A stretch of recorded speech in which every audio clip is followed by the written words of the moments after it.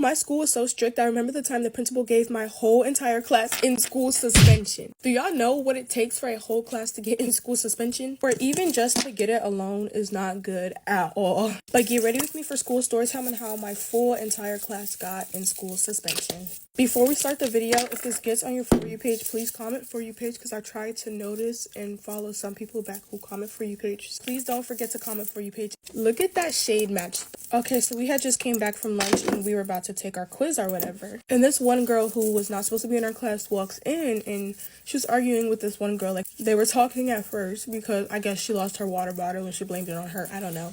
But it kind of escalated a little bit and the one girl went outside and the other girl followed. I guess the one girl was trying to be mature about the situation, but the other girl had walked out. So, and then they started getting louder. So then that's when like 3 students ran outside and that's when the whole class was just like, oh, we're about to take this very important test. And our teacher is on maternity leave, so we have this substitute. At the time, I didn't like him, but then I started to like him. So we were the first class who runs out and then the whole grade is in the hallway. Obviously, nothing happens because my science teacher gets one of the girls and yeah, I mean like nothing happens. But here's the problem. We try and go back into the classroom and we notice that the door is locked. This dude would not let us in the class. We're literally banging on the door because half of the class is outside. After standing out there for a while, the ESL teacher comes and gets us. We're in the dean's office. He would not let us back in the class. But literally the whole grade was out there. So why are we the only ones being punished? Doesn't make sense. Being so for real, we were sitting in that room for like 2 hours straight because like we had absolutely nowhere to go.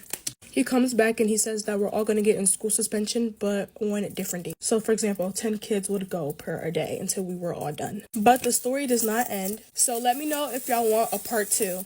If you stayed all the way to the end, comment down below a pink heart in the comments. Bye, guys, and have a great day. 500,000 followers is crazy. 3 years ago, I almost pulled over on the side of the road for a murderer. I did a story time when this all happened, but there's an important lesson to be learned, so I'm gonna say it again. I was either a sophomore or junior in high school, and I was driving home from my friend Sophie's house at like 11 in the morning after sleeping over there. I was driving straight on this road, and I was on the right side, as one should be, and there was a car in the ditch, also on the right side, but facing me. I kept driving like another 40 yards, and then there was another car in the ditch facing me on the right side of the road. I was just like, what the heck? That's so weird, because they were definitely too far apart to have collided, and they looked like separate from each other. I kept driving a little bit, but at a much slower pace, and I saw some guy, like older man, probably like 60s or something, waving his hands, like looked like he was trying to get help, like waving people down, and I was like, oh my goodness, should I stop? I kept driving and I was like, you know, I'm a 16-year-old girl. I really can't help. Maybe I can call 911. But if I get out and help, there's really nothing I can do specifically to help the situation. But then I was home like 5 to 10 minutes later and I just went on with my day. I told my parents, like I called them the rest of the ride home and told them what happened so they knew what happened. But then like 2 hours later, my mom had found out that the news was reporting on it. Apparently, some crazy man was intentionally driving his car on the opposite side of the road, running into cars, trying to intentionally crash into them and kill them. That's why there were so many cars on the opposite side of the road facing the wrong way. Then my mom got a text from her friend who lives in a neighborhood really close to where this all happened. And it's a video of the interaction between the police and the guy who was responsible for trying to crash into these people. Turns out the guy in the video was the guy waving me down, trying to look like he was asking for help. Apparently he was trying to get more people to stop so he could hurt people. And he was like swinging this big piece of wood at people. And then in the video, he's swinging it at the police officer. I don't believe anybody died because the people whose cars I saw on the opposite side of the road were on that side of the road because they dodged him, I guess. And then once they realized he was crazy, they like ran away and the cops came. It was so scary though because in the video, the police officer was like telling him to stop swinging and he just keeps walking towards the officer, swinging the piece of wood, walking towards him looking like a zombie. He's like waddling towards him. I don't know what I can say on TikTok, but the police officer puts his pew-pew up and is like yelling at him to stop, and the guy's not stopping and he's walking closer and closer, starts swinging the wood at him. And so then to try and get him to like stop, the police officer like shoots at like his legs, like body parts to get him to like stop moving towards him but not kill him. And it was the most bizarre thing. He's like shooting at his limbs and his legs and the guy is like not stopping. He's like moving towards him like a zombie. It was like he couldn't even feel the shot. And he was like getting more aggressive and swinging the piece of wood at the officer, and the officer ended up shooting him. He finally like fell to the floor. Watching the video was the weirdest experience ever because I'd never seen something like that, like not on TV, like actually in real life, having seen that man in person before. So while you might feel guilty not stopping in a situation like that, this is your sign not to. Every time I drive by the intersection where it happened, I think about it. Never stop. Just call 911. Don't be the one to stop. Get ready with me while I explain to you guys why you can't trust literally anybody.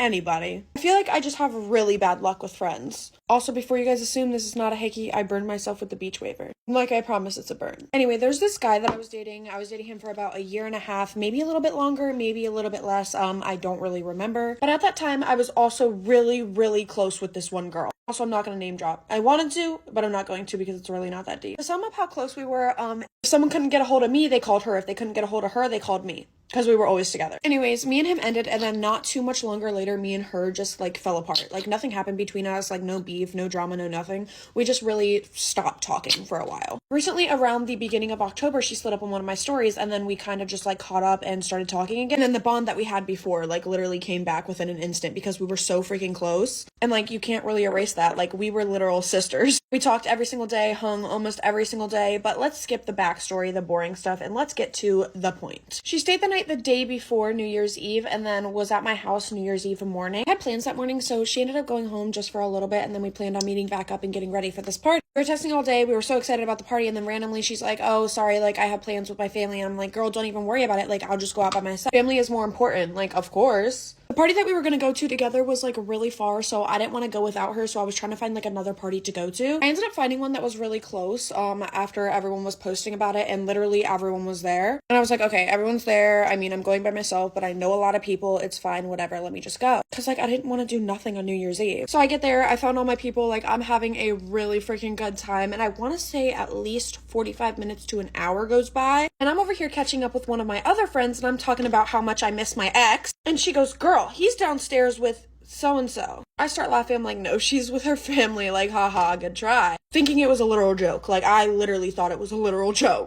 I go downstairs and she's sitting, like, in the corner behind the pool table on his lap in a chair. In that moment, I'm, like, really freaking confused because I'm like, she just told me that she had a family thing to go to. Like, why did she lie to me? But, like, also in that moment, my heart completely shatters because I'm like, I was just talking about how much I miss him, and my best friend is sitting on his lap right now. I want to say, like, best friend. Like, I don't know what you classify as best friend, but we were getting really, really close again. And if you guys know me and you guys watch my TikToks, before any of you guys ask, no, it's not Haley or Charlie. I just haven't really hung out with either of them. Still love them so much.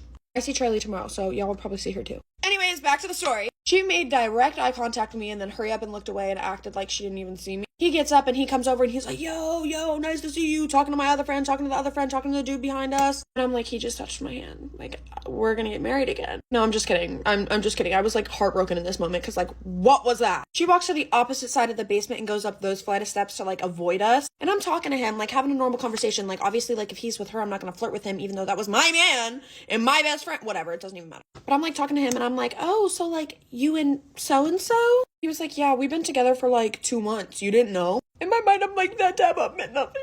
I thought we were gonna get married. He just dabbed me up. We're gonna get married. Nope, it meant nothing. I'm just kidding. Let me stop being delusional. Anyways, back to the story. We had been friends for over 2 months. Like, been close again for over 2 months. And she never once mentioned that she was dating my ex. Yeah. One that she would tell me to leave in the beginning over and over and how he's no good for me. Anyways, fast forward. She didn't talk to me the entire party and then blocked me. Like, I texted her and I was like, hey. That's all I said was, hey. Blocked. She blocked me, and I'm not gonna go chasing after anybody. Obviously, she was no good because what was that? She could stay in 2023.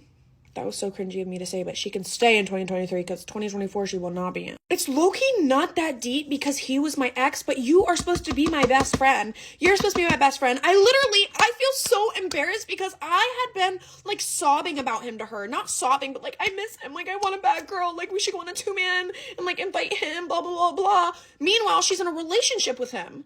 Like, I look so stupid sitting here crying about him to her when she's dating the man. Or talking to him. I don't know. He just said we have been together for over 2 months. I don't know what that means. I don't know.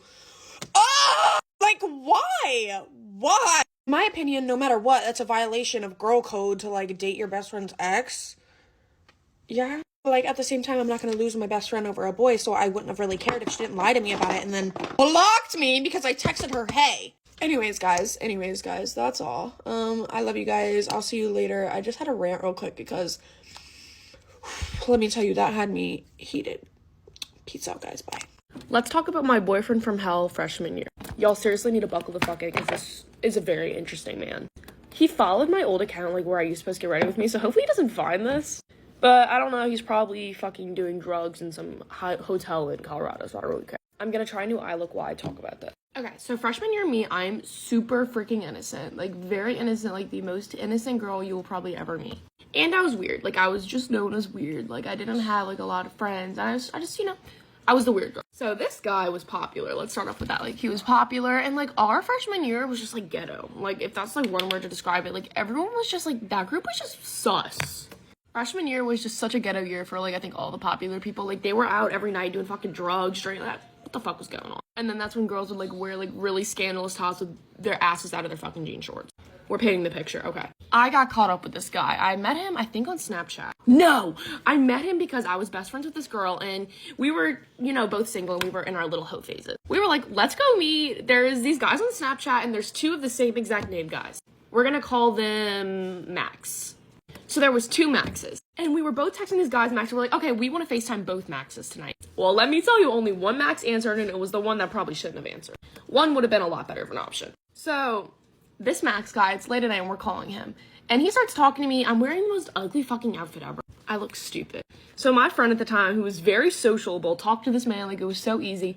But he ended up only really talking to me. He said, oh, Fabian, what's your Snapchat? I said, okay, period, let me give you my Snapchat, because, like, this guy was popular. I was like, oh my god. Like, you know me, like, any, like, weird girl, I feel like, at that time would, like, take up the opportunity to be with, like, some popular guy. I was on it. I was like, why? You want to talk to me? Like, okay, period. Because I was ugly, too. I don't know what he fucking saw in me. But we're gonna get to what he saw in me. So he was like, let's snap. And we started snapping. We were getting pretty close, and then, you know, but I was scared of him. Like, my parents were strict. I've never had a boyfriend before, and they've never seen me have guys over. But I was like, you know what? I'm gonna have him over with my best friend. He ended up coming over, but of course, you know, this man had a weed delay. He had to go pick up his weed from his friend. Guys, I could say so much about this fucking man. But let me say his excuses. His parents couldn't know that he was coming to a girl's house, so he had to Uber. He had to Uber to my house. His parents didn't give a fuck what he did. He was out every night smoking, I don't fucking know. Probably some unsourced drug that came from fucking out of this world. I don't know. I know your mom did not give a fucking shit what you were up to. So don't even come on here saying all this. We always had trouble getting rides, and that would always delay our hang. But at this certain point, he was like, you know what? Like, I got an Uber. There's so many, like, twists and plot twists to this. So if y'all want a question about this, I can turn it into a story. I'm gonna make this multiple parts. He's so good. Such an interesting man. First night he comes over, right? And he's already at my house, and everything's just sus. The first thing this man does, we hang out, wrestling me. What the fuck? Hold on. What are we doing? Little of me, I'm like, oh, haha, like, this man really likes me. He's like, oh my god, he's wrestling me. Come back for part 2. It gets so much better. Get ready with me and let me tell you a story about how my water broke at an aquarium 4 hours away from my hospital. So at 34 weeks, our dumbasses decided to go 4 hours away to a trip as a last hurrah as a family of 4. And before the aquarium, we walked around a lot. Now, I don't know if that was the right thing to do, but we did. Get to the aquarium, and honestly, I'm feeling great. Too great. On all the aquarium, towards the end, we were in the shark area. All of a sudden, my water broke. I had my own damn aquarium going on down there. At this point, the sharks were not the main event anymore. It was me. My son was like, oh, look, mommy, there's water on the floor. I'm clearly at a state of shock. And I'm leaking, by the way. Get into the car, and my husband's like, maybe we should go home. The hell? Not thinking rationally. I want to be on the news saying a woman gave birth at a nearby Buc-ee's. My kid's about to pop out any minute. Really, my sister was with us, so we had to drop these other kids in the hotel. We find the nearest hospital. Okay, so we go to the nearest hospital. Doctor sees us. She says, you're like 7 centimeters dilated. Squeeze me. The baby was literally popping out. They can sneeze and that baby will be out. So then, like 5 minutes in the hospital, the doctor said, you're ready to push. And I'm like, can I have the ice chips first? Those are so good. I huffed and puffed. Bam, a baby. That little nugget was like 4 pounds, 12 ounces. My husband and I laugh about it now, but back then, we were shitting bricks. And that's the story of how I almost named my son. I don't ever slow up, no I don't take shit. I got no love for the fakeness. If you wanna play tough and wanna hate this, I'll always show up. I don't ever slow up, no I don't take shit. I got no love for the fakeness. If you wanna play tough. I had a horrible shift at work last night, and I normally work Saturdays, but I wasn't scheduled. But today I'm actually not mad about it at all, because after last night, I don't know. Basically, there was a lot of shit that went down, but I'll tell you one thing that kind of pissed me off. So I had this table and everything went fine. You know, they weren't like nice, but they weren't really rude. It was just whatever. And I, you know, ran their card because they wanted to go home. And I accidentally, me and another server were running a card at the same time. So I ran the correct table. I just took the top slip from someone else's table. So I drop it off and then I come back to like, you know, pick it up, see if they need anything because they're kind of like looking around. And they're like, this is not, like, they're mad as fuck. They're like, you need to refund us. Like, you ran us on the wrong table. Like, this is wrong. And I'm like, oh shit. I'm like, oh shit, oh shit, oh shit. I hate when that happens because, you know, it doesn't happen often, but every once in a while it's going to happen, okay? Especially because it was busy last night. Hold on. So it takes me all of 2 seconds to realize what happened. And I'm like, oh, like, I'm so sorry for the confusion. Like, I ran the correct, you know, table. Like, your card is fine. I just grabbed the wrong piece of paper. And they are not picking up what I'm putting down. So I had to explain it to them 4 separate times until they finally were like, I just woke up, okay? Until they finally were like, oh, okay, you know, whatever. And I was like, okay, like, have a good day. I'm so sorry about the confusion. So they leave, and after a while, they come back, and I see them, and they're like, don't even talk to me. They ask for a manager. And I'm like, oh, fuck my life. Like, not this shit again. And so my manager comes over to me, and she's like, what happened with this table? I explained it to her, and she's like, okay, like, they're saying that their bank statement is showing a charge for $90. Their bill was $60. I was like, there ain't no fucking way. I haven't even put the tip in yet. Like, I haven't even entered anything in the system. It's not even closed out completely. And she's like, okay, so basically, I don't really know what ended up happening, but my manager was like, it's not your fault. You did the correct thing. I don't know what's going on with them. And so I was like, okay, so that was kind of annoying. And then I had another table after that. It's this mom and dad, a daughter, another mom and dad, a daughter, and then probably their daughter's friend or whatever. And they're super nice. I go over, they already have drinks on the table, right? And these girls don't look a day over 16 years old, have drinks in front of them. They're frozen. And I'm like, okay, they're probably like virgin daiquiris or something. Because like, bitches do that a lot. I don't know. I used to do that shit. So the people at the table are like getting up and like walking around because, you know, we have live music. It's kind of like that kind of vibe. And one of the husbands orders 2 frozen margaritas. And I'm assuming it's for his wife. Like, I have nothing to think like suspiciously at this point because I'm also busy and he has his wife there. She's just not at the table right now. I'm like, okay, so I bring the drinks over, running around still, and then come back. The drinks are in front of the guy and the woman, and he orders another 2. And I'm like, okay, come back, walking around. It's starting to die down in the restaurant a little bit. And I noticed that the drinks are now sitting in front of the girls. And I'm like, oh, hell fucking. I'm like, no. So they're already like halfway gone, so I'm not gonna fucking say anything. Like, I honestly, you could burn this entire place down with me inside of it, and I wouldn't give a fuck, okay? But then I come around again and he orders another round. And at that point, I'm like, okay, I know exactly what's going on here. No, ma'am. So I go back into the office because number one, all 3 of my managers were there, including the owner of the restaurant. I am not losing my job because you want your 16-year-old daughter to drink. Okay, like, because frankly, I personally don't give a fuck, but we could lose our liquor license. Any of my managers could walk by at any moment and I could just be done for it. Like, no. So I go to the office, tell my manager what's happening. She's like, okay, I'll come out. She makes it look like she makes it look like she's doing rounds. And then I come back to the table after and I'm like, oh, like, my manager was over here. Like, are you guys okay? Like, playing fucking stupid. And he's like, yeah, she said we can't order any more drinks anymore. And I was like, oh, like, I'm sorry. And then he looks at me and he's like, I wonder who ratted us out. Like, I don't think it was you. And I was like, so you're really deadass just gonna fucking tell me that you knew exactly what you were doing? I was like, bro.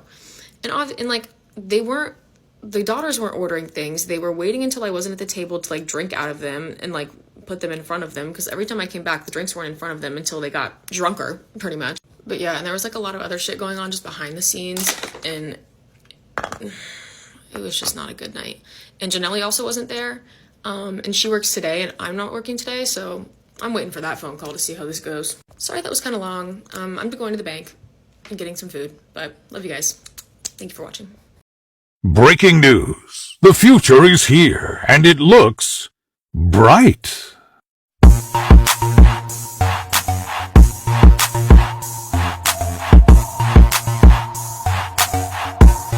Sorry, you guys, I look a mess right now, but we have to get ready to get out of the house, being kicked out. So basically, before my parents went to sleep, they were like, you need to be out of the house before the morning, like, you need to be freaking gone. And I, like, did not believe them at all. And I didn't believe them, like, at all.